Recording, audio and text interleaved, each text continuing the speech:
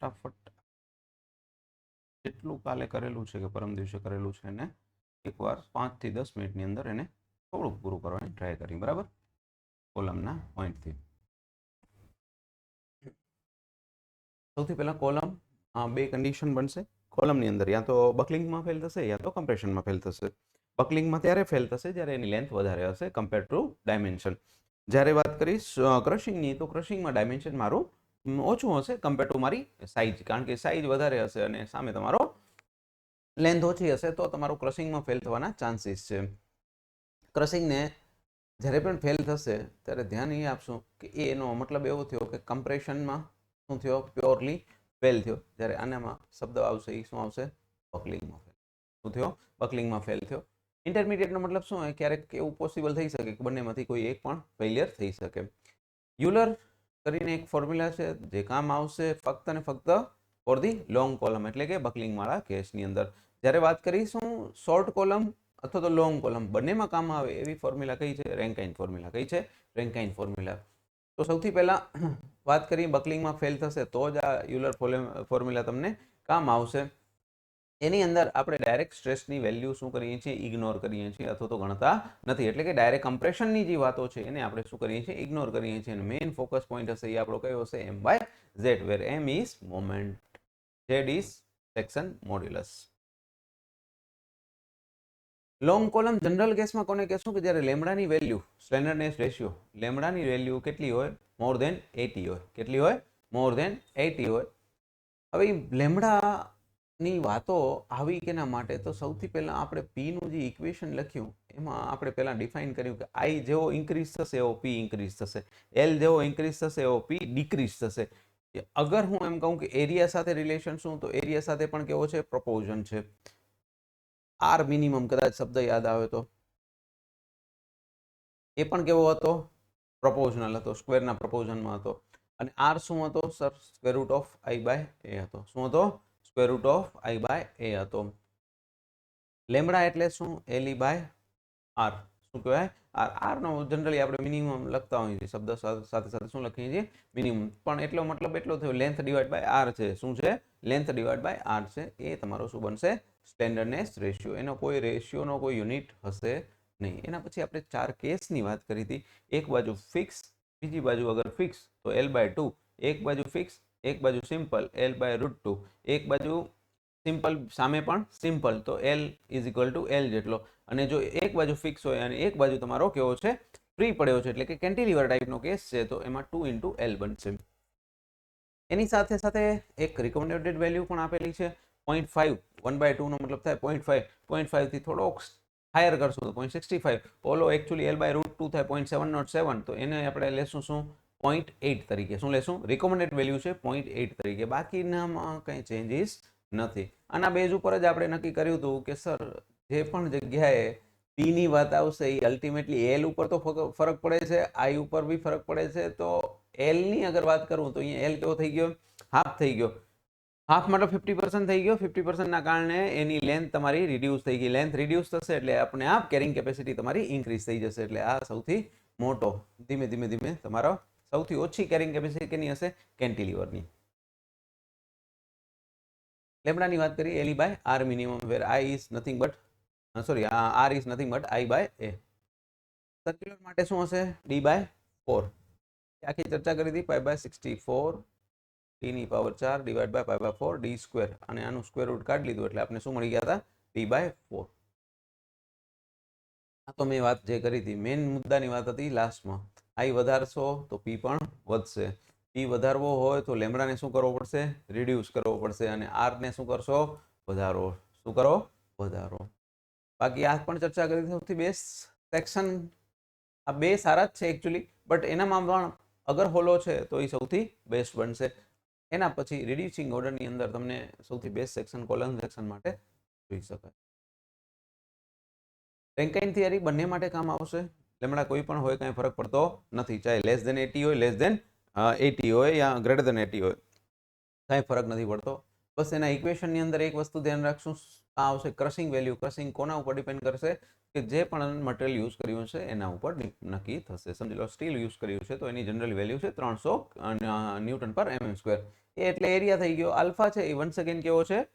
Constant છે, material ઉપર dependable છે. મટીરિયલ ઉપર ડિપેન્ડેબલ છે, માઇલ સ્ટીલ હશે તો 1/75/0. મતલબ આખું ઇક્વેશનની અગર ચર્ચા કરશો ને તો એક વસ્તુ છે એરિયા અને બીજી વસ્તુ છે લેમડા. બાકી તો મટીરિયલ ઉપર જ થઈ ગયું ને. આલ્ફા અને સિગ્મા કહી દીધું મેં મટીરિયલ ઉપર છે. મતલબ કે મારો પી ડાયરેક્ટલી પ્રપોર્શનલ છે એરિયા સાથે. એના સાથે? એરિયા સાથે. અને ઇન્વર્સલી પ્રપોર્શનલ કહી શકો તમે લેમડા સાથે. શું સાથે?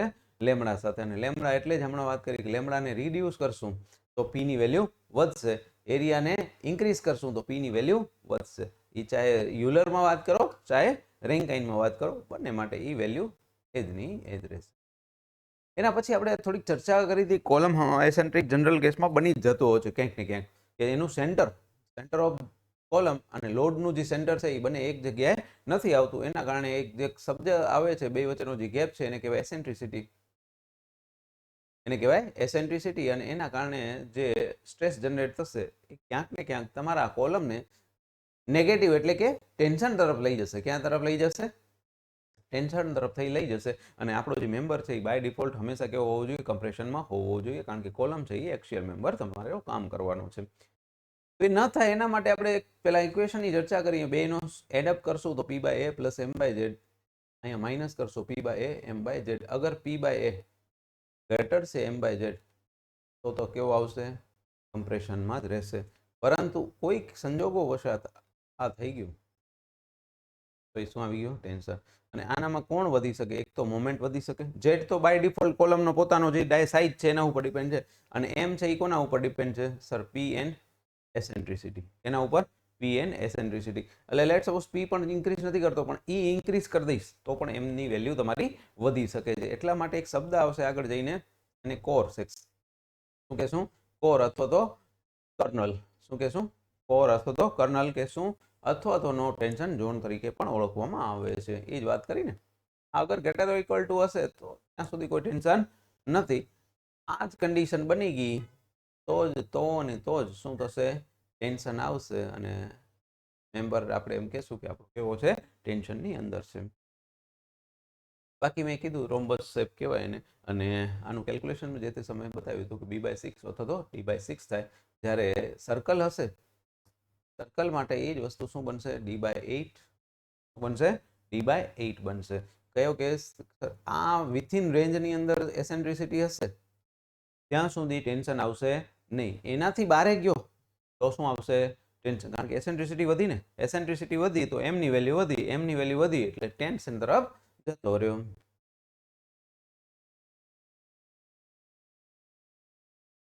પછી મેઇન મુદ્દાની વાત છેલ્લે જતા આના ઉપર ચર્ચા કરતા હતા કે સર જ્યારે પણ આપણી પાસે કોઈ બીમ છે, હવે ચારે ચાર કેસ માટે હું પહેલા ચર્ચા કરતા હું.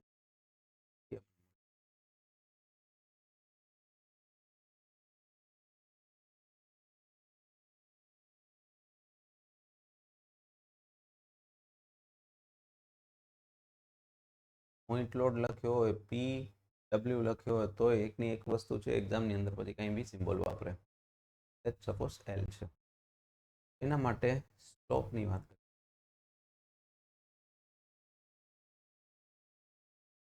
કંઈક થશે.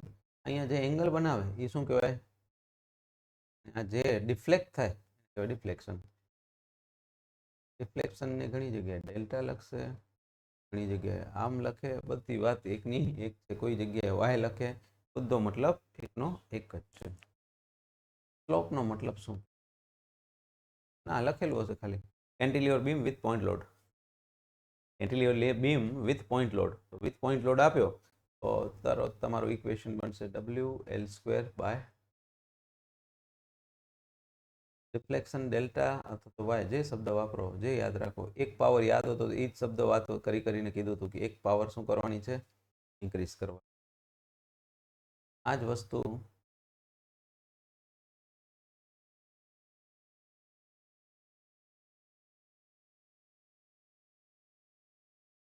વસ્તુ સ્લોપ એટલે કે થીટા માટે શું બની જશે? પહેલા તો એક પાવર વધી જશે.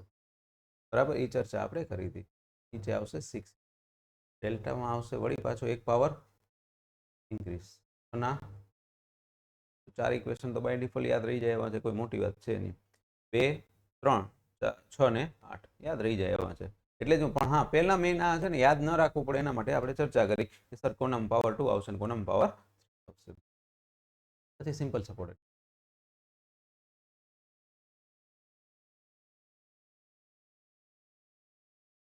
એ ફક્ત કંઈ પોઈન્ટ લોડ સિમ્પલ સપોર્ટેડ.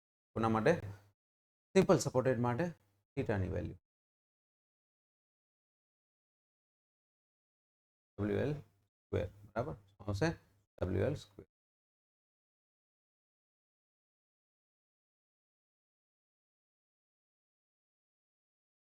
$48, 16 અને 48.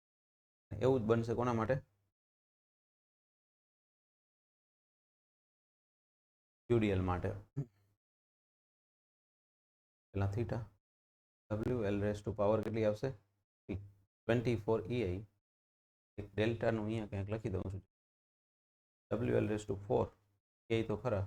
આ જ ઇક્વેશન એક છે કે જેમાં થોડોક આંકડા એવા છે યાદ રાખવા પડે. બાકી બધા તો યાદ રહી જાય એવા છે હોપફુલી. 2 3 6 8 લાઈનમાં જઈને 16 48 બસ 24 ને 384 5/384 એ અલગથી કદાચ યાદ રાખવા પડે. વારંવાર એક ને એક વસ્તુ જોયા કરો તો થઈ તો જાય, જેમ કોઈ મોટી વાત છે નહીં. અને આના બેઝ ઉપર ડાયરેક્ટ ઇક્વેશનમાં પૂછી કયા કયા ક્વેશ્ચન પૂછી શકે એની ચર્ચા કરું. હવે તમને પૂછે cantilever beam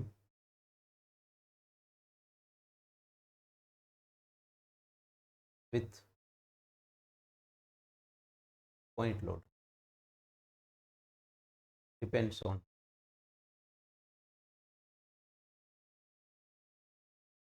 by L square.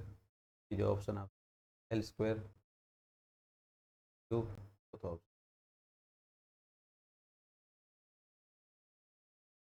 Depends. તો પહેલા ઉપર લખેલું હશે કન્ડિશન કહી દઉં. રિફ્લેક્શન શું કહી દઉં? રિફ્લેક્શન. કારણ કે એ તો વળી સ્લોપ માટે બદલાઈ જશે, એટલે રિફ્લેક્શન માટે તમારે યાદ કરવાનું અથવા તો સમજવાનું કે ભાઈ એમાં કયો કેસ બનશે ડિફ્લેક્શન માટે. સ્લોપ માટે શું બને છે? L સ્ક્વેર L ક્યુબ બનશે. બરાબર, એટલે ઓપ્શન બધા સાચા જ દેખાય પાછા. તકલીફ એ આ તો ડાયરેક્ટલી ઇક્વેશન પણ લખી દે ક્યારેક ક્યારેક. ચારે ચાર ઇક્વેશન, ચારમાંથી મતલબ 4 ઓપ્શન છે એમાંથી એક સાચું લખી દે, બાકી બધા એના. કારણ કે આ બધા ઓપ્શન તો છે જ, એટલે એને બનાવવાની જરૂર બી નથી. પાછા ગમે એ ઓપ્શન લખી દેશે. એટલે આ રીતનો એક ક્વેશ્ચન જનરલ કેસમાં પૂછે છે ને પૂછે જ છે. તમે 10 પેપર ઉપાડશો ને એમાંથી 6 પેપરમાં આના રિલેવન્ટ તમને ક્વેશ્ચન મળશે ને મળશે જ એમ. તો આટલી વસ્તુ થોડુંક યાદ રાખો. બાકી ઉપર લખેલું જ છે, પણ આ તો તમને સમજવા માટે.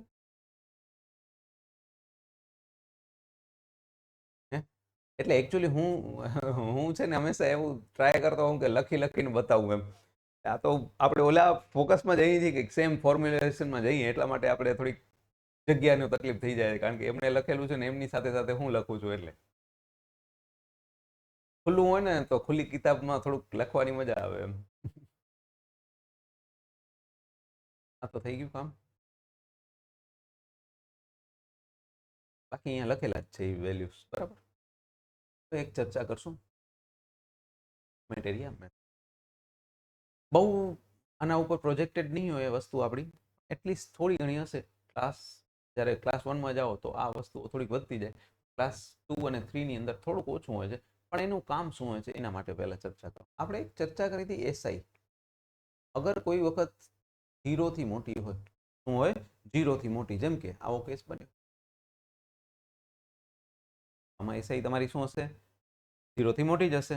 બરાબર, તો ઇન ધેટ કેસ તમને જે નંબર ઓફ ફોર્સિસ ફાઇન્ડ કરવા છે, જે રિએક્શન્સ, એ ડાયરેક્ટલી મળતા નથી. તો એના માટે તમને કંઈક ને કંઈક શું જનરેટ કરવું પડશે? નવા ઇક્વેશન્સ બનાવવા પડશે. શું કરવું પડશે? નવા ઇક્વેશન. ફોર એક્ઝામ્પલ એવું છે કે 10 થાળી આપણે મંગાવી છે ને આપણે મહેમાન થઈ ગયા 12, તો બેનું એરેન્જમેન્ટ કરવું પડશે. તો એવી જ રીતે અહીંયા સમજી લો કે અહીંયા 1 એક રિએક્શન આવશે. હોરિઝોન્ટલ નથી ગણતો, લેટ સપોઝ વર્ટિકલ લોડ છે એટલે. તો બી તમારી પાસે કેટલા થયા? 4. અને હોરિઝોન્ટલ નથી ગણતો તો કેટલા થયા? 2 થયા. ઇક્વિલિબ્રિયમ બાય ડિફોલ્ટ 3 હોય, પણ હોરિઝોન્ટલ ને નથી ગણતો. અત્યારે જનરલી લોડ આપણે વર્ટિકલ જ હશે એટલા માટે. તો 4 - 2 કરશો તો કેટલા થશે? 2. તો 2 તો વધારાના છે. તો એના માટે મને શું કરવું પડશે? કંઈક ને કંઈક કન્ડિશન એપ્લાય કરવી પડશે. એ કન્ડિશન શું હોય છે પહેલા એની ચર્ચા કરીએ. શું કરીએ? કન્ડિશન શું હોય છે?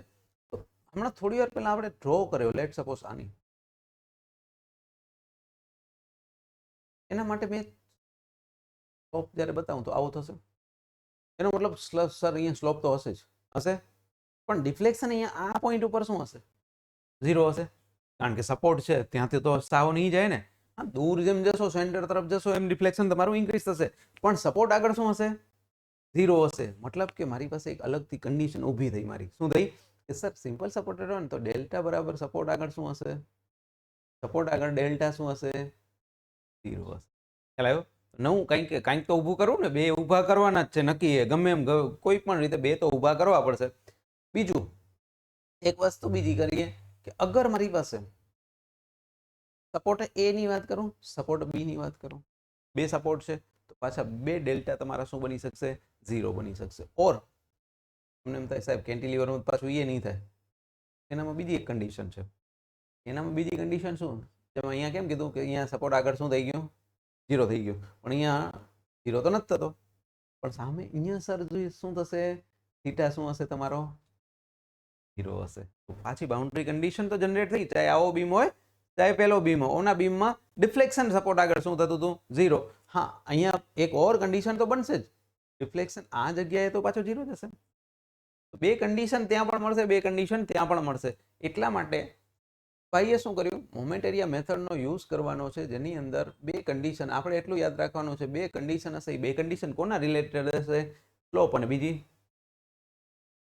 કારણ કે જો એ શબ્દ યાદ હશે કે શા માટે કરીએ છીએ, પહેલા શબ્દ શા માટે આપણે 12 લોકો આવી ગયા અને 10 લોકો માટે જમવાનું બનાવ્યું છે, 2 લોકો માટે કંઈક એરેન્જ કરવાનું છે, તો એ 2 લોકો કયા જે આપણે ઇક્વેશન બનાવ્યા? કોના? બેના. સર સ્લોપનું ને ડિફ્લેક્શનનું. તો હવે ક્યાંય બી એના રિલેવન્ટ પૂછે તો આપણું કામ તરત રેડી હશે. બાકી આ તો જતા જતા ચર્ચા કરી હતી કે પ્રિઝમેટિક, નોન પ્રિઝમેટિક. પ્રિઝમેટિક હશે એ સૌથી સારામાં સારો હશે બાય ડિફોલ્ટ પ્રેક્ટિકલી. હવે શબ્દ એક આવશે કન્જ્યુગેટ બીમ. કન્જ્યુગેટ બીમ એટલે શું?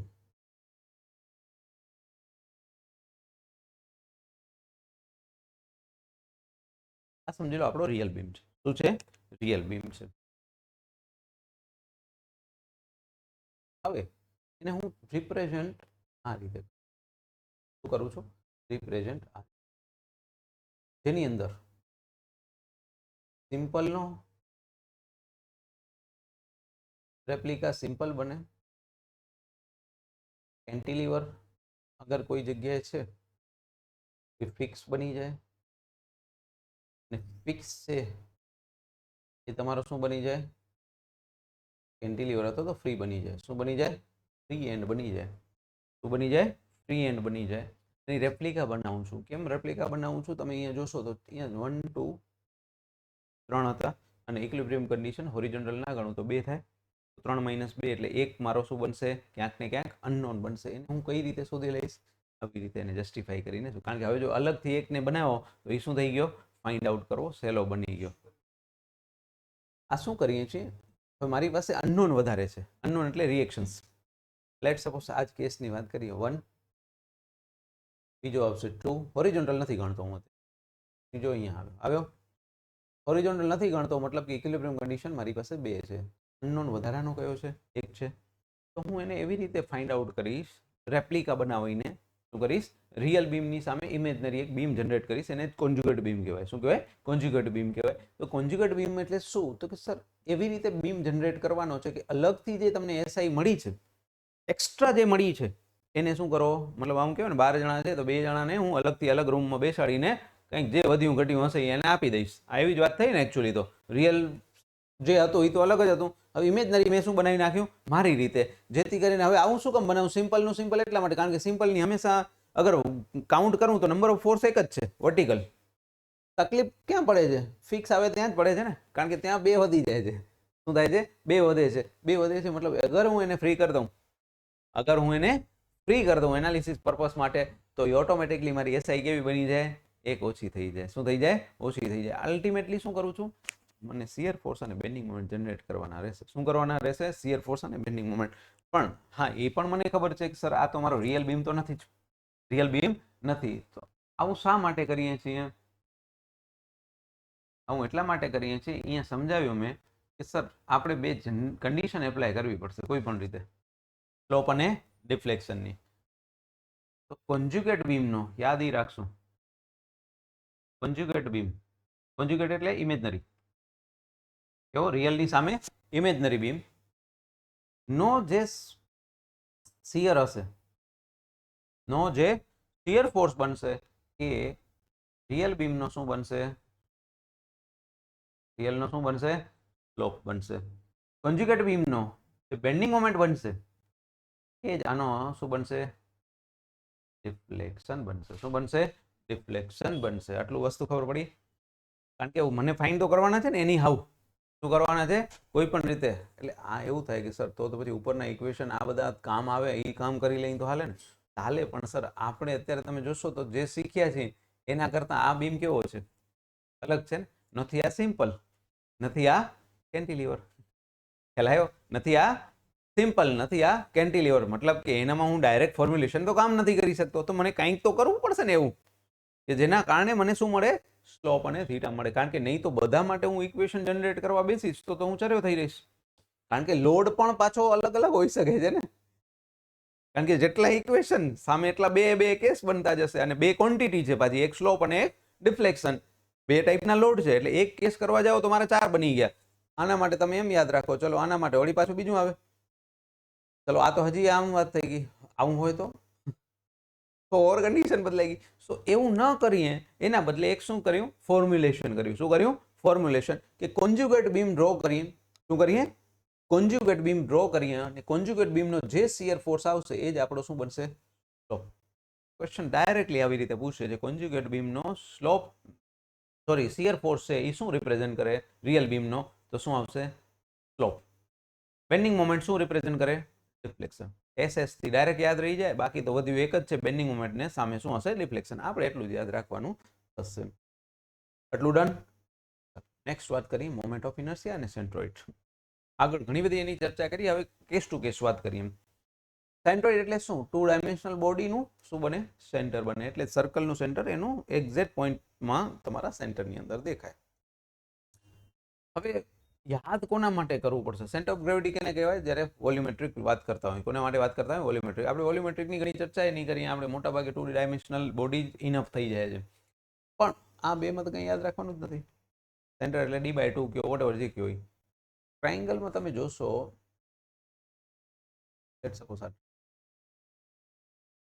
આપણે શું કરવાનું, એરિયાને ઇક્વિવેલન્ટ કરવાના છે. શું કરવાના છે, એરિયા.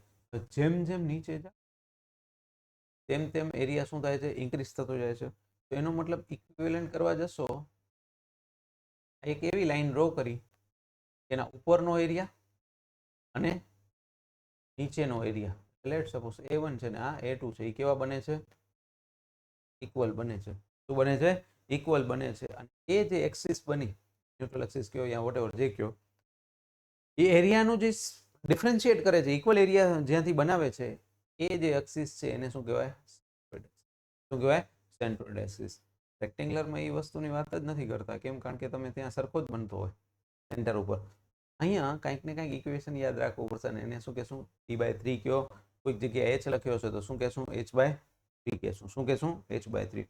તો ટ્રાયંગલમાં 3 બાજુ છે, એવી રીતે યાદ કરી જશું જેથી કરીને એક્ઝામની અંદર આપણે યાદ કરવામાં તકલીફ ન પડે. ટ્રાયંગલમાં કેટલી બાજુ હોય, 3 બાજુ હોય, H/ યાદ રહેશે. સેન્ટર કેટલું હશે, બેઝથી H/3 જેટલું. બેઝથી શબ્દ બોલું છું કારણ કે એ ટોપથી એ પૂછશે તમને. મતલબ ટી છે એ તમારી ટોટલ હાઈટ, વોટેવર જે પણ હાઈટ આપી હશે એ હાઈટ જે પણ. આ લાઈન ખપે ત્યાં નહીં, આ લાઈન છે એ રિપ્રેઝેન્ટ કરે છે કે તમારો ઇક્વલ એરિયા બન્યો. શું કર્યો, ઇક્વલ એરિયા બન્યો. આ પછી અહીંયા નહીં હોય નક્કી છે. કેમ, કારણ કે તમે ઉપર દોરો તો કોઈ એક જ જગ્યાએ બનશે, અલગ અલગ પોઝિશન ઉપર બનશે જ નહીં, કોઈ એક જ જગ્યા ઉપર બનશે. કેમ, કારણ કે ઇક્વલ એરિયા તો જ બને. યસ, લાઈન દોરવાની નથી, આ તો જસ્ટ સમજાવવાની. લાઈન દોરવાની નથી એક્ઝામમાં. એક્ઝામમાં તમને હું એ જ કહું છું, તમને શું પૂછશે, centre of triangle from top is એક ઓપ્શન આપશે કારણ કે તમે આ જ ભણ્યા હશો h/3, બીજો h/2, ત્રીજો આપશે h/4, ચોથો આપશે 2h/3. આવી રીતે ઓપ્શન આપશે. કેલ્ક્યુલેશન અહીંયા ઓછું હોય ને સર, કારણ કે એ તો કીધું કેલ્ક્યુલેટર એલાઉડ નથી. નહીં તો હું તમને જીટી વાળાને જેમ એક્ઝામ્પલ જ આપત ને કે ભાઈ આનું આ સેન્ટર ફાઇન્ડ કરીને આપો, ચાલો એ છે જ નહીં. હવે અહીંયા કન્ડિશન જ નથી. અહીંયા ઓપ્શન આમાંથી ચૂઝ કરવાનો છે. તો h/3 મેં ક્યાંથી કીધું સર? બેઝથી કીધું. ક્યાંથી કીધું? બેઝથી કીધું. ટોપથી નથી કીધું. ટોપથી શું થાય? ટોટલ જે h હતો એમાંથી h/3 બાદ કરી દઉં, થઈ ગયું ને? કારણ કે ટોટલ હતો એ મારી હાઈટ હતી h, એમાંથી હું બેઝથી કહું છું h/3 છે, તો ઉપરથી કેટલું વધ્યો? h - h/3, and that is 3h - h divide by 3. તો આન્સર શું આવશે? 2h/. ખ્યાલ આવ્યો ને? હવે એ તમે યાદ કર્યું હોય ને એનાથી રિલેવન્ટ જ પૂછશે, એ નક્કી છે. ડાયરેક્ટ તો આપી દેતો પછી જો એક વસ્તુ અહીંયા એ બી છે, ડાયરેક્ટ આપશે ને તો એ બધા માટે સરળ હશે. ખાલી રટો મારીને ગયો હશે એનું ભેગું થઈ જાય. વિચારીને ગયો હશે એને અલગ કરવાના છે ને. મેઇન કામ તો એ લોકોનું શું છે કે જે યાદ કરીને ગયો છે ને વિચારીને ગયો છે, એ બેને ડિફરન્શિએટ કરવાના છે વિધિન સર્ટેન ટાઈમ. 1 કલાક 1.5 કલાકમાં એ લોકો જસ્ટિફાઈ કરે છે તમે જોબ માટે લાયક છો કે નથી, 50,000ની સેલેરી માટે લાયક છો કે નથી, નક્કી કરવા માટે કાંઈક તો થોડુંક તો વિચારીને આપશે ને. સો દેટ ઇઝ વોટ, કે તમને ડાયરેક્ટ નહીં આપે. ખ્યાલ આવ્યો? ડન. બીજો આવો જ એક ટ્રાયંગલ કેસ અહીં એક જ આપ્યો છે, હું તમને બે આપું છું. બીજો એક ટ્રાયંગલ કેસ અહીંયા બતાવી દઉં છું કે શું કંઈ પણ રીતે આપે. તમને એવું પૂછે આ છે h, કેટલો છે h, આનું સેન્ટર અહીંયાથી કેટલું હશે? પાછું h/. કેમ? કે આપણે શું કીધું? બેઝ ઉલટો કરીને દીધો ને આને. વાત તો એની h છે ને, ત્યાંથી કેટલો હોય? h/3. ફિગર બદલાવી દે, અહીં બી કરીને આપે. આપણે આપણી બુદ્ધિ શક્તિનો પૂરેપૂરો ઉપયોગ કરવો. આવી જ રીતે તમને આમાં પૂછ્યું, આવી રીતે આમ કેટલો હશે? તો let suppose total width b છે. કેટલી છે? b છે. તો આ કેટલો થાય? b/3. આ કેટલો થાય? ડન. એટલે એ પછી પૂછવાનો તરીકો અલગ અલગ હોઈ શકે છે. અગર આનામાં પૂછે તો સિમેટ્રિક છે, કોઈ ટેન્શન જ નથી. આઈમાં તો બે બાજુ કેવું છે? સરખું જ છે. ટીમાં લેફ્ટ રાઈટ સરખું છે, ઉપર નીચે અલગ અલગ છે. ઉપર નીચે અલગ અલગ છે. તો તમને એવું જ પૂછશે. હવે હું તમને એવું કહું કે શું પૂછશે?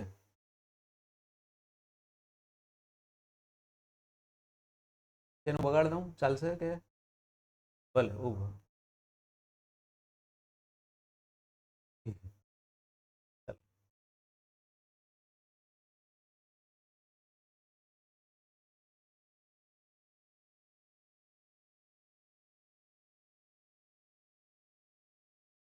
ટ્રાયંગલમાં તો આપણે ખબર પડી ગઈ, બરાબર. વાત કરીએ તમને ડાયમેન્શન બી આપી દીધું 100/. કેલ્ક્યુલેશન નથી કરવાનું, એના વગર આન્સર આપવાનો. મજા આવી. ઓપ્શન આપશે ફ્રોમ બોટમ. બોટમ એટલે અથવા તો કહી જ દેશે what is the value of y is value of બનશે એના માટે ઓપ્શન આપશે 1 mm, બધા mm માં છે. સેકન્ડ આપશે 50 mm, થર્ડ આપશે 110 mm, ફોર્થ વન આપશે 75 mm. એપ્લિકેબલ બનશે. કેલ્ક્યુલેશન વગર કરવાનો છે, વિચારીને કરવાનો છે. ઇક્વિવેલન્ટ એરિયાની વાત કરીને એના બેઝ ઉપર કરવાનું છે.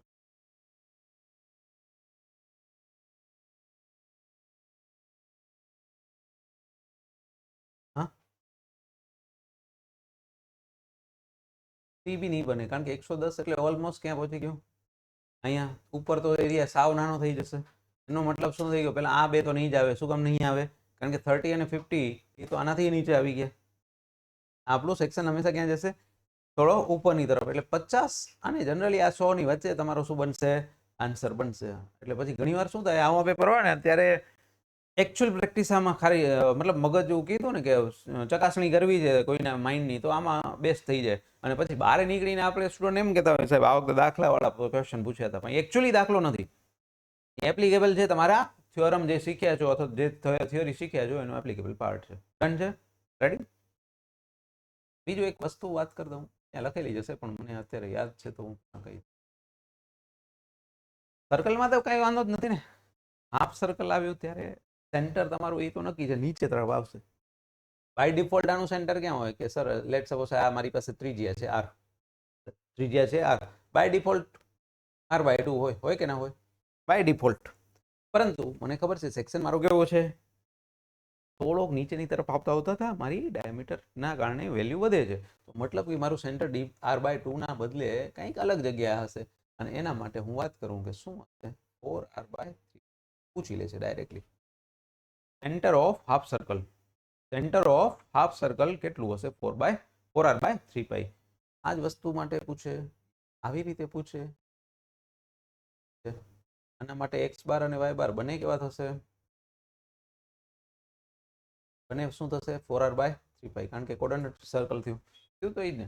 આમાં પૂછે તમને x કેટલો હશે, તો સર x તો કેટલો થયો? d/2 જ થયો ને. x કેટલો થયો? d/2. પણ આ કેસમાં x અને y બંને કેવા થશે? 4r/3π. ક્વેશ્ચન જોઈ લેવાનો ખાસ. x પૂછ્યો છે કે y પૂછ્યો, કારણ કે આપણે યાદ બહુ કર્યું હોય ને કે y નું 4r/3π આવે, 4r/3π આવે ને પૂછ્યો પછી શું હોય? પછી નીચે ઓપ્શન પાછું 4r/3π એટલે પહેલી નજરનો પ્રેમ થઈ જાય એમ કે આપણે પેલો આ જ દેખાય, બીજો કોઈ દેખાય જ નહીં, પણ પ્રશ્ન જોઈ લેવાનો પ્રેમથી શું પૂછ્યું છે, પછી જ આગળ ચર્ચા. ઠીક છે? ડન.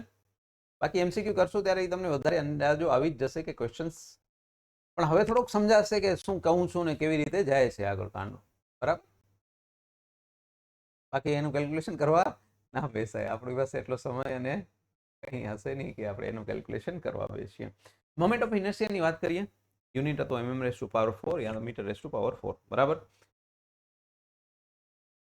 1/12 bd³ યાદ કર્યું છે. આના માટે મેં કીધું હતું તમને, અગર બંને સરખા હોય તો ઠીક છે, અધરવાઇઝ તો પછી b ની વેલ્યુ એ મૂકો, d ની વેલ્યુ પણ એને મૂકો, તો ઓટો આપને બની જશે. અને સર્કલ માટે 5/64. ટ્રાયંગલ માટે પાછી અહીંયા બે કન્ડિશન બનશે.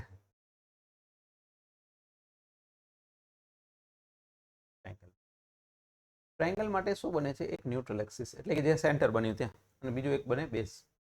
બને ઘણી વાર શું બેઝ માટે પૂછી લે. ન્યુટ્રલ એક્સિસ માટે તો યાદ જ હોય ઘણાને, પણ બેઝ માટે પણ પૂછી લે.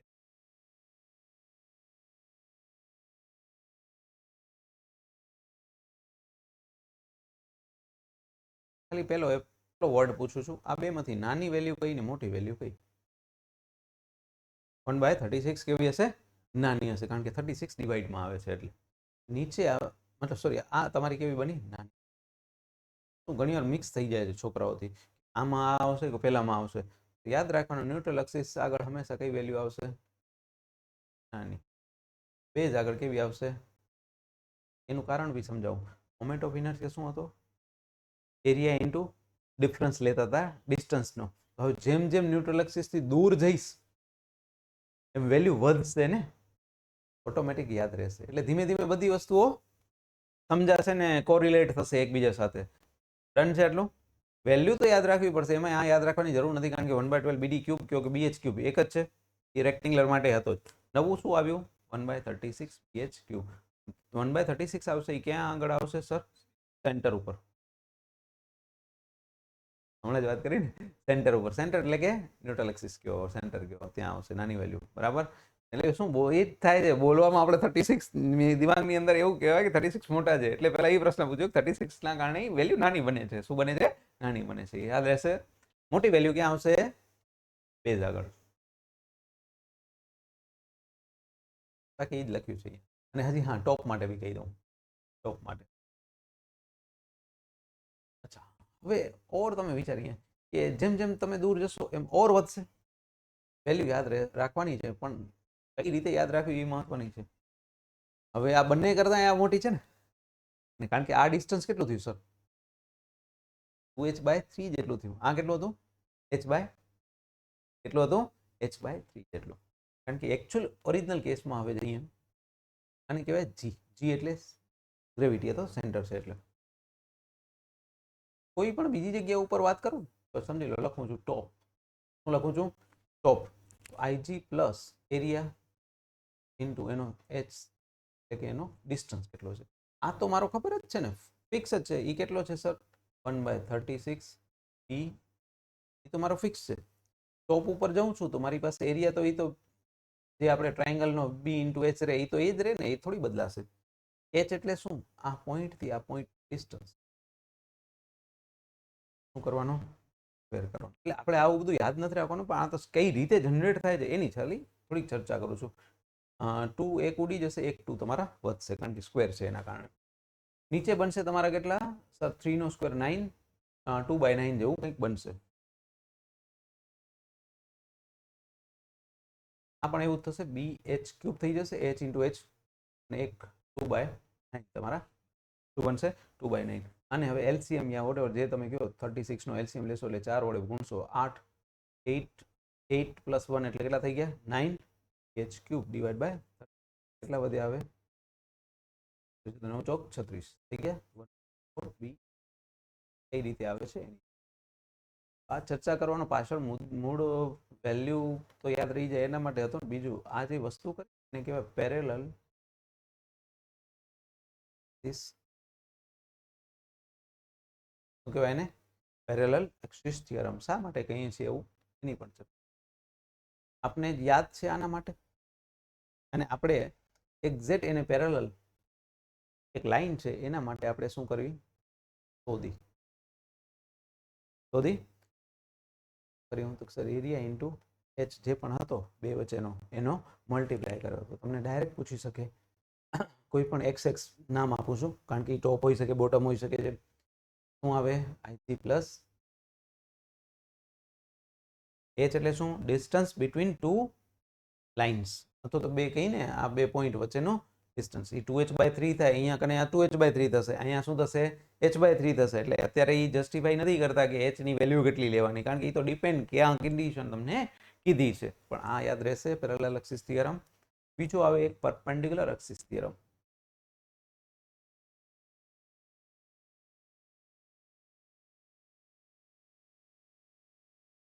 પરપેન્ડિક્યુલર એક્સિસ થિયરમનો મતલબ શું થાય?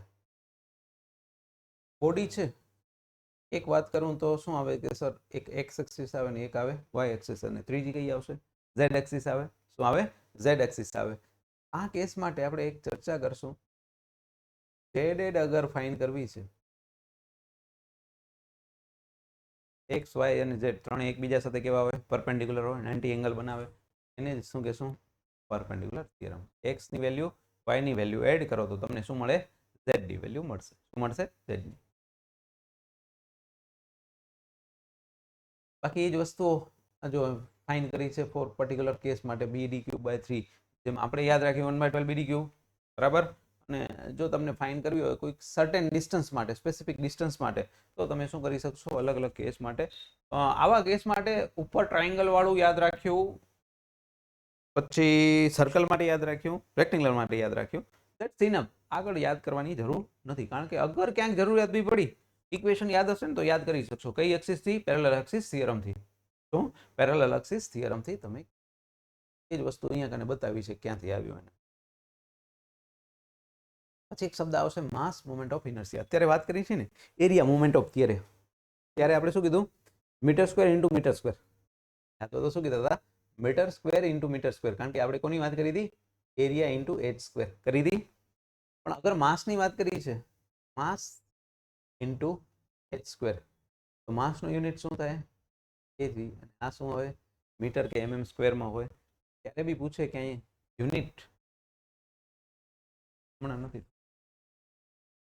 કેજી ઇન્ટુ, પછી એક સ્પેસિફિક ટોપિક જીપીએસસી વાળાને જ લેવા દેવા છે, અને બીજા કોઈને લેવા દેવા જ નથી આ વસ્તુ. તમે ના તો ડિપ્લોમામાં, ના તો ડિગ્રીમાં હોય, ના એમઈ ની અંદર કોઈ એની ખાસ ચર્ચા કરે છે કોઈ ટોપિક વાઇઝ. એક જ જગ્યાએ છે આ અહીંયા. Shear centre. શિયર સેન્ટરનો મતલબ, પહેલા શિયર એટલે શું હતું? આપણે વાત કરતા ને ઓપોઝિટ ફોર્સ. શું હતું? Opposite force. અગર એ બે ફોર્સને ભેગા કરી દઉં, શું થઈ જાય? કોઈ પણ રીતે બેલેન્સ થઈ જાય, ભેગા થઈ જાય, તો વચ્ચેનું જે ટ્વિસ્ટ થવાના જે ચાન્સીસ હતા એ કેવા થઈ ગયા? ઓછા. આપણે ડ્રાઇવિંગ કરીએ છીએ તો બે સ્ટારિંગને આપણે શું કરીએ છીએ? અલગ અલગ પોઈન્ટથી ખેંચીએ છીએ, એટલે જ શિયર થાય છે. અધરવાઇઝ થત જ નહીં. અગર એક જ પોઈન્ટ ઉપર આવ્યું તો પછી તમારો બેન્ડ થશે જ નહીં, એટલે કે ટ્વિસ્ટ થશે જ નહીં.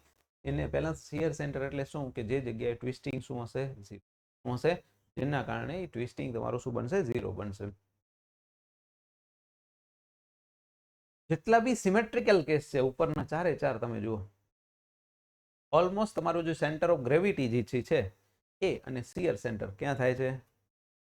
બે એક જ જગ્યાએ લોકેટ થશે. ક્યાં થશે? લોકેટ થશે. સિમેટ્રિક કેસ છે ને. હવે આવીએ અનસિમેટ્રિક. ક્યાં આવી? અનસિમેટ્રિક. સીજી આનું ક્યાં હશે સર? ક્યારેક પૂછે તો આનું સીજી લોકેટ ક્યાં થશે? Centre of gravity. Centre of gravity ક્યાં લોકેટ થશે? ક્યાંક અહીંયા ક્યાંક થશે. શિયર ક્યાં જનરેટ થશે? તો બંનેની એક્સિસ જો દોરવાની. શું દોરવાની? બંનેની સેન્ટર એક્સિસ દોરવાની. ગમે ત્યાં ગમે એવો કેસ પૂછે, બેની શું એક્સિસ દોરી, જ્યાં કોઇન્સિડ થશે એ જ તમારી શું સેન્ટર. આની એક્સિસ આમ જ દોરાય, કોઇન્સિડન્ટ થયું. આની વાત તો કરી દઈશ, આ તો સી અહીંયા જ હોય. આ ક્યાં આવ્યો? આવી ગયો. કારણ કે જે જગ્યાએ સિમેટ્રિક નથી, કારણ કે જો અનસિમેટ્રિક કેસીસ છે ત્રણે ત્રણ. આ કેસ માટે બાય ડિફોલ્ટ આનું ખરેખર કેવું થાય? તમે એમ કહો સાહેબ આવું થાય, ઓરિજિનલ તો આવું થાય ને, પણ સાહેબ એનામાં સેન્ટર અલગ અલગ બને છે ને. ઓલા કેસમાં શું કીધું? તો આપણે એલ સેક્શન હતો તો એમ કીધું કે સર અહીંયાથી જાય ને કે અહીંયાથી જાય, આ થઈ ગયો શિયર સેન્ટર. ત્રણ અલગ અલગ છે, એને અલગથી યાદ કરવું પડશે. કેમ? કારણ કે સિમ્પલ છે, ડાયરેક્ટ તો નહીં જ બને. શિયર સેન્ટર કેવું હશે? પહેલા તો શબ્દ પૂછશે, ઇનસાઇડ હશે બોડીની કે આઉટસાઇડ? બોડીની આઉટ. ક્યાં હશે? બોડીની આઉટસાઇડ હશે. ફરીથી યાદ કરશું, સ્પેશિયલ કેસ છે એક આ અને એક આ, ઓલમોસ્ટ સિમિલર ટાઈપ છે. આ કહો છે ને આ સી છે, બાકી વસ્તુ એક જ છે. એક જ એવો છે કે જે આઉટસાઇડ બોડી બને છે. જો કોઈ આઉટસાઇડ બોડી નથી બનતા, એલિમેન્ટ નહીં બહાર કોઈ નથી બનતા. આઉટસાઇડ એલિમેન્ટ કયો, આઉટસાઇડ બોડી કયો, કોઈ જગ્યાએ નથી બનતા. બે જ કેસ એવા છે કે જે સી અને બીજો છે એવો જ કહો, હાફ કહો કયો યા વોટેવર તમે એને કહો. બે જ પોઝિશન એવી છે કે જ્યાં શું બનશે? Outside the. એવું જ એક વસ્તુ પૂછી શકે, સેન્ટર ઓફ ગ્રેવિટી બોડીની બારે ક્યાં કોની હશે? એલ સેક્શન બારે હશે, બરાબર. કારણ કે એ એક્સ માં વાત કરો કે વાય માં વાત કરો, એ ક્યાં હશે? બહારની બાજુ હશે. બસ બે વસ્તુ યાદ રહેશે. બાકી આ બે જ કેસ એકચ્યુઅલી યાદ રાખવાના છે. ઓમાં તો કોઈ કેસીસનું ટેન્શન છે જ નહીં. એક્સિસ તમે જ્યાં લેતા જાઓ. હા બોલો બોલો. ટીમાં એવું નહીં થાય. ટીમાં એટલા માટે એવું નહીં થાય, ટીમાં અંદર જ રહેશે. ટીમાં શું રહેશે? અંદર. કારણ કે તમે હમણાં વાત કરીને આપણે અહીંયા નહીં હોય, એના બદલે થોડીક ઉપર જતી રહેશે. હશે તો બોડીની વિથિન રેન્જમાં જ. ક્યાં છે? આઈમાં તો બાય ડિફોલ્ટ જ સિમેટ્રિક છે ને. આઈ તો પોતે જ છે જ સિમેટ્રિક બંને બાજુથી, એમાં ટેન્શન નહીં રહે. ઠીક છે, ડન. હવે સાવ સેમિસ્ટર 1 નું ડિપ્લોમા સેમિસ્ટર 1 કે 2 વોટએવર જે વાત કરો, physics plus applied mechanics. Scalar અને વેક્ટર કેને કહેવાય? સ્કેલર કેને કહેવાય? કે જેમાં ફક્ત ને ફક્ત ડાયમેન્શનની જરૂર પડે. શું જરૂર પડે? ડાયમેન્શન એટલે કે વેલ્યુઝની જરૂર પડે. વેક્ટર એને કહેશું કે જેમાં મને શું જોઈશે? ડાયરેક્શન પણ જોઈશે. હું એમ કહું વેલોસિટી, તો એમ કહેવાય વેલોસિટી એટલે શું? સર સ્પીડ કયો ને, તો સ્પીડમાં એવું હોય કે ડાયરેક્શન ઇમ્પોર્ટન્ટ ના હોય. વેલોસિટી બોલો છો, દેટ મીન્સ મને ડાયરેક્શન જોઈશે. વેલોસિટી સાચી, પણ કઈ ડાયરેક્શનમાં? પાકિસ્તાન તરફ જાઓ છો, અમદાવાદ તરફ જાઓ છો, માંડવી તરફ જાઓ છો, યા ખાવડા તરફ જાઓ છો, તો ડાયરેક્શન ઇમ્પોર્ટન્ટ, તો વેક્ટર. ડાયરેક્શન ઇમ્પોર્ટન્ટ નથી, ખાલી ચાલ્યા જ કરવું છે, તો સ્પીડ. ફોર્સ છે, પ્રેશર છે, વેલોસિટી છે, આ બધા તમારા જનરલી કેવા છે? વેક્ટર છે. કારણ કે બધામાં શું જોઈશે? ડાયરેક્શન જોઈશે. એમ કે સીજીએસ એસઆઈ યુનિટ છે કોના? Measurement quantities. નામ કહી દઉં. એમ ઇઝ ફોર મીટર, કે is four kilogram, S is four, ને આપણે કહીએ MLT, mass, length and basic quantity. ત્રણ આ જ છે. ટોટલ 7 છે. એમાંથી આપણે જનરલી જેટલા બી યુનિટ બન્યા એ બધા આ 3 થી જ બને છે. તમે સમજી લો. એમ કહો વેલોસિટી સર, તો વેલોસિટી એટલે શું? Travel distance divide by time. Distance એટલે શું? મીટરમાં હોય. ટાઈમ એટલે શું? Sir second. આવ્યું તો કોનાથી? બેઝિક આ 3 થી જ આવ્યું. સીજીએસ ની અંદર શું કરીએ? માસને આપણે નાનું યુનિટ, આવું કહીને સોનું લેવા જાઓ તો પછી ત્યાં તો એમ નહીં કહો ને કે સાહેબ હવે 1 કિલો આપો. ત્યાં ગ્રામમાં કહેવું પડશે. શું કહેવું પડશે? નાનું યુનિટ. એટલે શું આવશે? લેન્થ. મીટરના બદલે ત્યાં શું યુઝ કરીશ? સેન્ટીમીટર. સીજીએસ યુનિટનું નામ થયું જેમ અહીંયા કેમ કહીએ છીએ એમકેએસ. આ તમારો એસઆઈ એટલે કે આ તમારું મેટ્રિક પદ્ધતિ કહેવાય. એને કહેવાય મેટ્રિક. અને આ આપણા ઓલા શું કહેવાય આપણા પેલા અહીંયા રાજા હતા, કોણ હતા?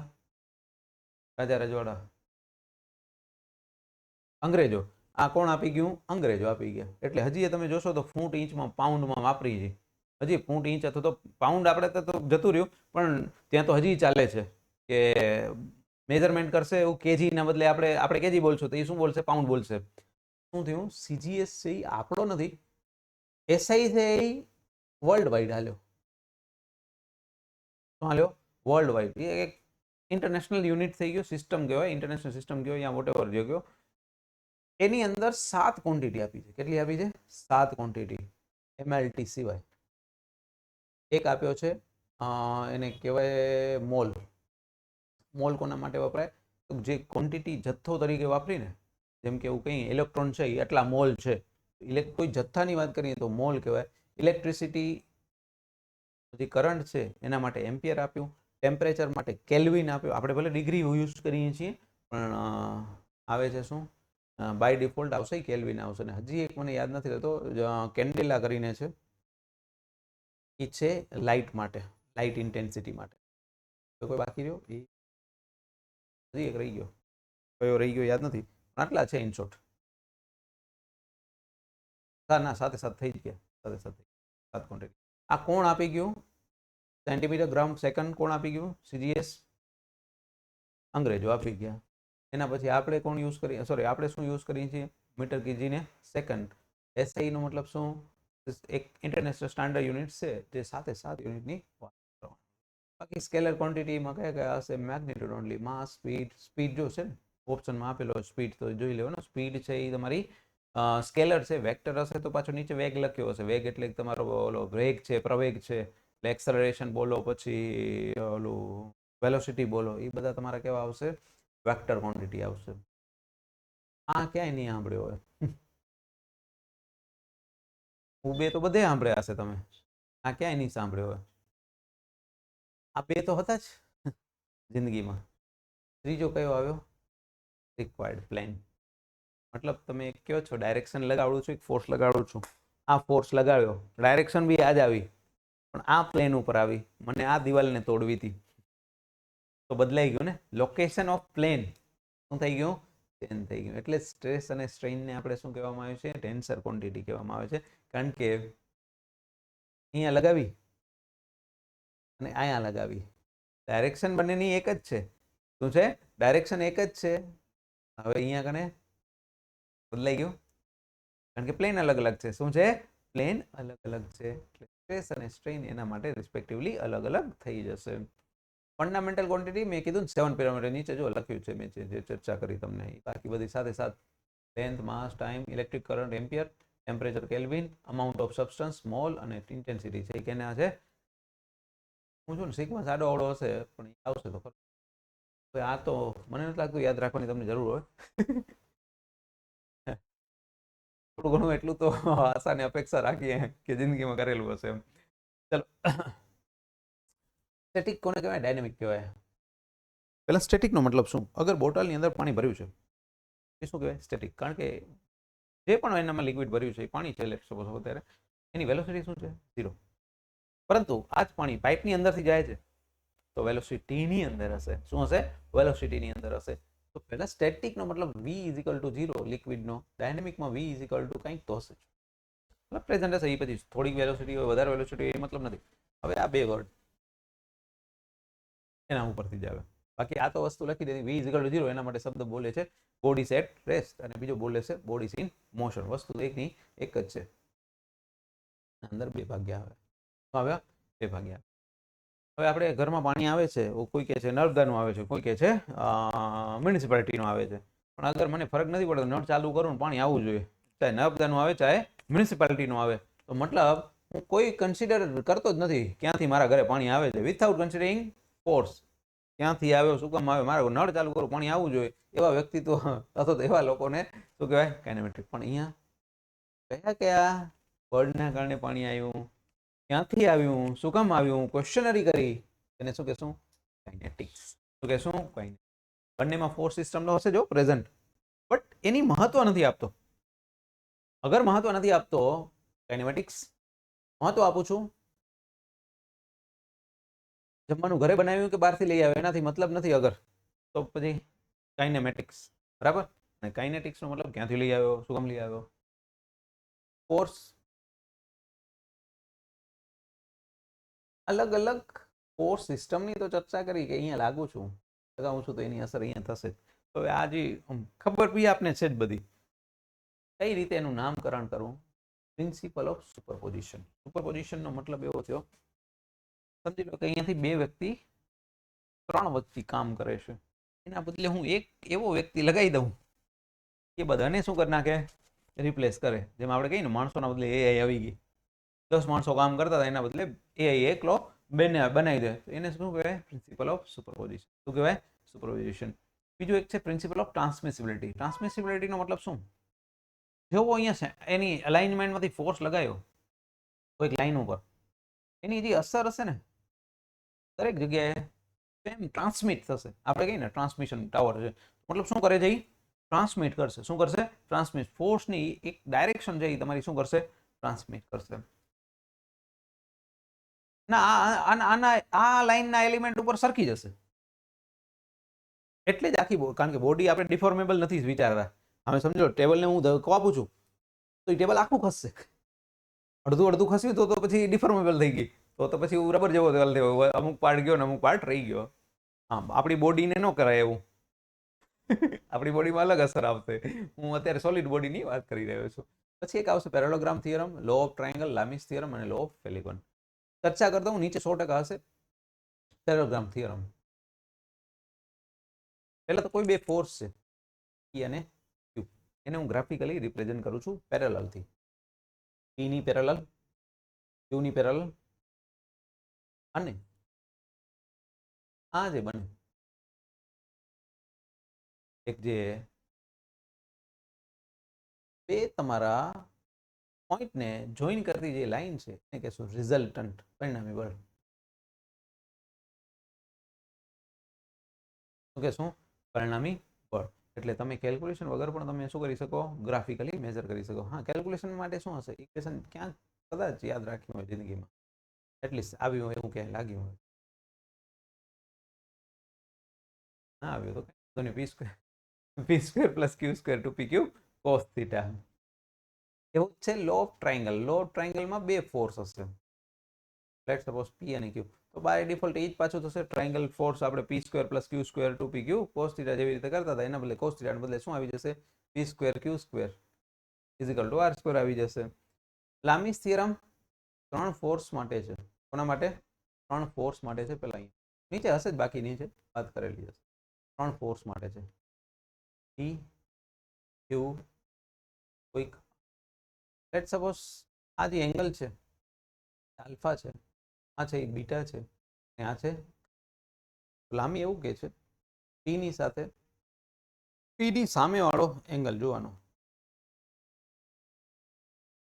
Q ની સામે સાઇન બીટા, R ની સામે કયો છે? પ્રોપોર્શનલ હશે સાઇનના એંગલ સાથે. કોની સાથે? સાઇનના એંગલ સાથે. એટલે આમાં શું હોય છે? Total 6 quantity. કેટલી છે? એમાંથી કોઈ પણ 3 નોવન હશે ને તો બાકીની 3 તમે શું કરી શકશો? આઈડેન્ટિફાઈ કરી શકશો. કેમ? કારણ કે લેટ સપોઝ આ 3 છે મારી પાસે, તો સાઇન બીટા મળી જાય. સાઇન બીટા મળી જશે તો એકવાર આની સાથે સરખાવીશ એટલે આ બેમાંથી કોઈ એક મળી જશે, કારણ કે સાઇન બીટા તો હવે મળેલો જ હશે. એવી જ રીતે અગર P નથી તો આ 3 ફાઇન કરી લો તો P મળી જશે. તો 3 ક્વોન્ટિટી નોન હશે તો બાકીની 3 તમે શું કરી શકશો? ફાઇન્ડ આઉટ કરી. એનો મતલબ એ હતો. લો પોલિગોન કેના માટે વપરાય? પોલિગોનનો મતલબ જ એવો થાય ઘણી બધી બાજુઓ. શું કહેવાય? ઘણી બધી બાજુઓ. પંચકોણ જેટલા બી હતા એ બધા પોલિગોન જ કહેવાય. એને શું કરવાનું? એસ પર ડાયરેક્શન, એસ પર ધી અમાઉન્ટ, એને શું કરતા જાઓ? ડ્રો કરતા જાઓ. આ આખે આખો જે ડાયાગ્રામ બને એને કહેવાય પોલિગોન.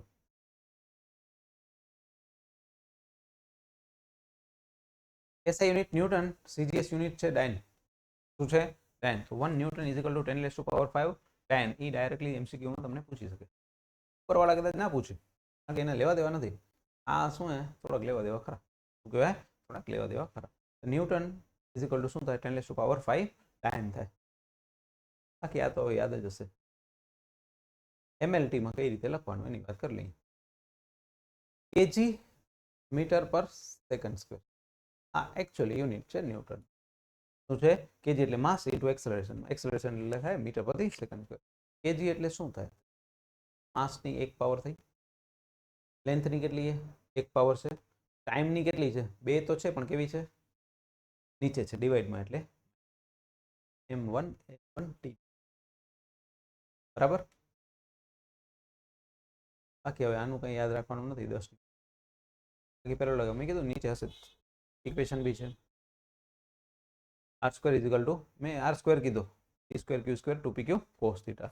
યાદ રહેતો તમારું ન રહેતો કંઈ આમાં દાખલા નથી પૂછવાના નક્કી છે. આમાં પ્રશ્ન શું પૂછશે હું તમને કહું. ચલો આમાં ક્વેશ્ચન આવો પૂછશે if p is equal two 100 kilonewton એક છે tensile and q is equal two 100 kilonewton compressive, both acting on a body on same line, what is resultant, આમાં કઈ ઇક્વેશન ની વાત ના આવે, પેલા એક પોઈન્ટ નક્કી લાગે છે લાગ્યો. બીજો ક્યુ કમ્પ્રેશન લગાવે છે, શું લગાવે છે એ જ લાઈનમાં શું લગાવે છે કમ્પ્રેશન. હવે મને કયો રિઝલ્ટન્ટ શું આવશે 0. એના કાંઈ કેલ્ક્યુલેશન કરવાના બેવાના હોય એટલે જ કહું છું ને આમાં ક્વેશ્ચન શું આવશે એના બેઝ ઉપર છે. હા એટલે ક્યારેક થિયોરિટિકલી સાવ ફોર્મ્યુલા જ પૂછી લીધી તો પછી કામ આવે, બાકી કોઈ આનું કાંઈ કામ આવશે નહીં કારણ કે સાઇન ને કોસ જ્યાં જ્યાં આવશે ત્યાં કેલ્ક્યુલેટ એલાઉડ નથી. એટલે ઓપ્શન પૂછશે તો આવું જોઈએ કારણ કે એની લિમિટેશન આવી ગઈ, આપણી નહીં. લિમિટેશન એની આવી ગઈ કારણ કે કોસ અને સાઇનની વેલ્યુ તો ક્યાં યાદ કરવાની બધાની, એટલે અમુક જ વેલ્યુ યાદ કરવાની આવે એમાંની. ઠીક છે હા તો 20 આવી જશે. એટલે કહું લિમિટેશન એની થઈ ગઈ નહીં, આપણી ના થઈ, એની લિમિટેશન થઈ ગઈ. પણ એમાં થીટા તો નહીં જ આપ્યો હોય નક્કી છે કારણ કે થીટા આપશે થોડી પાછી તકલીફ ત્યાં વધી જશે. એટલે આમાં જે હશે એ થોડુંક આપણે આપણું બિહેવિયર વિચારીને વિચારવાનું કે ભાઈ આપણે 100 આ બાજુ લાગે છે ને 80 આ બાજુ, જેમ તમે કીધું એ રીતે, તો ઇક્વિવેલન્ટ કેટલો રહેશે 20 રહેશે. સામ સામે લાગે છે, ઓપોઝિટ લાગે છે. અગર સેમ ડાયરેક્શનમાં એમ કીધું બંને ટેન્શન છે તો ડબલ થઈ જશે અગર 100 છે તો. એટલે એમાં કંઈ ઇક્વેશન કે બેઝ કંઈ જવાનું નથી. ટ્રાયંગલ બાયંગલ કંઈ યાદ રાખવાની જરૂર નથી. પોલિગોન ઓલરેડી મેં તમને વાત કરી. એક સિસ્ટમ ઓફ ફોર્સિસની ચર્ચા કરી લઈ ખાલી ચલી. કોણ કરંટ કેને કહેવાય, કોણ કરંટ એક પોઈન્ટ ઉપર લાગતા હોય, શબ્દ એટલું જ યાદ રાખશું શું એક પોઈન્ટ ઉપર લાગતા હોય, એક પોઈન્ટ ઉપર ફોર્સિસ લાગતા હોય એને શું કહેવાય, એનું લોકેશન પોઈન્ટ શું હશે એક જગ્યાએ મીટ થતા હશે. ઇન્ટરસેક્શન જેટલા રોડના છે એ બધા શું છે આ છે રોડના ઇન્ટરસેક્શન બધા છે એ તમારા શું છે કોણ કરંટ ફોર્સિસ છે. કોપ્લાનર ફોર્સિસ ભેગા થાય કે ન થાય, એક જ પ્લેન ઉપર લાગતા હોય. તમે જેટલા બી ખુરશીઓ અહીંયા અત્યારે પડી છે એક જ પ્લેન ઉપર છે, ભેગી ભલે ન થતી પણ છે તો ક્યાં ડાઉનવર્ડ એક જ પ્લેન ને, ધરતી માથા ઉપર જ આપણે બધા ઊભા છીએ. હા પોલિગોનલમાં લાગી શકો એવું કહી શકો તમે, બટ પોલિગોનલ તો શું હોય કે એ આપણે અલગ રીતે જ વાત કરતા હોઈએ એ અલગ રીતે જ વાત કરતા હોઈએ કારણ કે અત્યારે જો જેટલા બી પંખા છે તમે જોશો એક જ પ્લેનમાં લાગેલા છે, કોલિનિયર એક જ લાઈનમાં હોય. ગાડીના બે એ જેથી એલાઇનમેન્ટ બદલાઈ જાય તો જિંદગી તો બદલાઈ જાય, એટલે કોલિનિયર એક જ લાઈનમાં હશે. હવે જો શબ્દને ફેરફેર કરવાની વાત કરીએ, કોપ્લેનર એટલે એક જ પ્લેનમાં, કોન કરંટ એટલે એક જ પોઈન્ટ ઉપર, એક જ પ્લેન મને એક જ પોઈન્ટ ઉપરથી લાગતા હોય તો શું કહેશું એને વન પોઈન્ટ અને વન. જનરલી કેવું હોય ગરગડી કે આપણે રાખીને કંઈક ને લિફ્ટ કરવા માટે અહીંયા ગમે જનરલી આવો જ કેસ હોય, એક બાજુથી ખેંચાશે ને એક બાજુથી તો પોઈન્ટ મેચે થાય છે અને એક જ પ્લેન ઉપર લાગે છે. આટલું રાખીએ, કાલે ચર્ચા કરશું લામીસ થિયરમ, બાકી તો ઓલરેડી મેં ચર્ચા કરી. ઠીક છે, બાકી સવારનો આનંદ અલગ જ હશે.